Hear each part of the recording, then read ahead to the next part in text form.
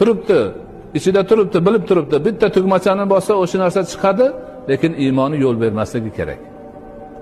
Yo'q, bu gunoh bo'ladi, ayib bo'ladi, men musulmon shaxsman, menga to'g'ri kelmaydi deb o'shini imkoni bo'lsa ham qilmasdan tark qilsa, ana shu inson haqiqiy axloqli inson bo'ladi.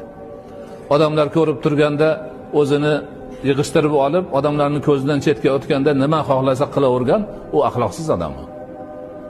Odamlarning oldida o'zini tutishi bu riyokorlik uchun bo'lgan bo'ladi. Yolg'iz qolganda o'zi nimani qilaversa, bu demak axloqsiz odam, hali axloq uni qalbiga kirmadi. Haqiqiy axloq, haqiqiy odob, iymon, e'tiqod qalbida o'rnashib, uni yo'naltiruvchi kuchga aylantirganda, har qanday yomonlikni eng oson yo'li bilan ham erishidan bo'lganda bosh tortadi. Gunohligini biladi, tan olmaydi, qilmaydi. Biz bolalarimizni ana shu saviyagacha tarbiyalashimiz kerak. O'zimiz shu saviyada tarbiyalanishimiz kerak.